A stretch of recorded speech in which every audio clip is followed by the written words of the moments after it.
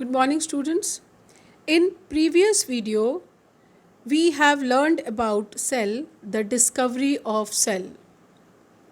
Now, cell is very small, tiny object which cannot be seen with naked eye.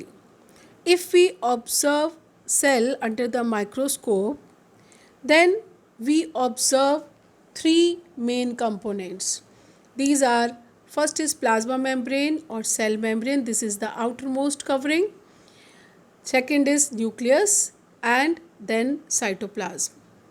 All the activities inside the cell are possible due to these three components. Plasma membrane, it is the outermost covering of the cell, which separates the contents of the cell from external environment. It allows the entry and exit of some material through it. Means only certain material can pass through it. That's why it is called as selectively permeable membrane. Selectively means some, permeable means permit.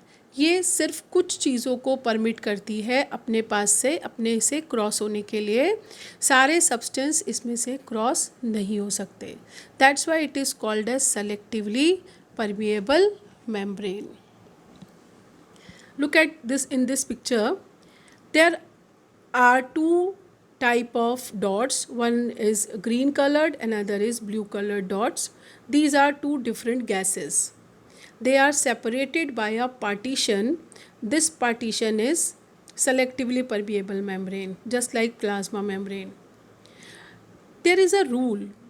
Whenever concentration of two substances, two gases is different, then always the movement of particles take place from higher concentration to lower concentration. This you have already learned in chemistry. This is called as diffusion. Gases like carbon dioxide and oxygen can move across this selectively permeable membrane by the process of diffusion.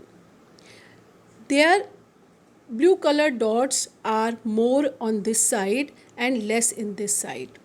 It means concentration of this gas is more. That's why it is passing from higher concentration to lower concentration. In the same way, if oxygen is more outside the cell than inside, then oxygen move from outside to inside the cell.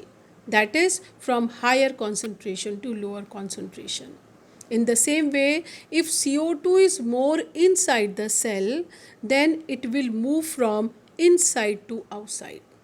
It means that exchange of gases takes place with the help of selectively permeable membrane by the process of diffusion.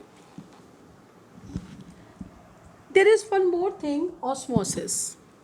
As you know, diffusion is the spontaneous movement of gases. Water also obey the same rule. Water, or in the form of solution, it can pass through selectively permeable membrane from higher concentration to lower concentration. This process is called as osmosis.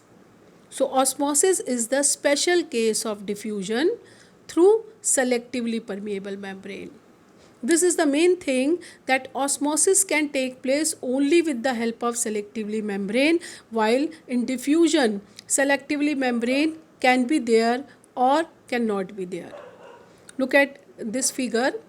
There is a partition of selectively permeable membrane, and on one side we have taken dilute sugar solution. Suppose I have taken a glass of water containing only 1 teaspoonful of sugar and stir it well and make a solution and pour this solution on this side, and on another side I have taken concentrated sugar solution.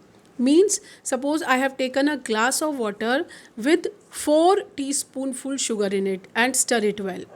That solution in which more solute is present is called as concentrated solution.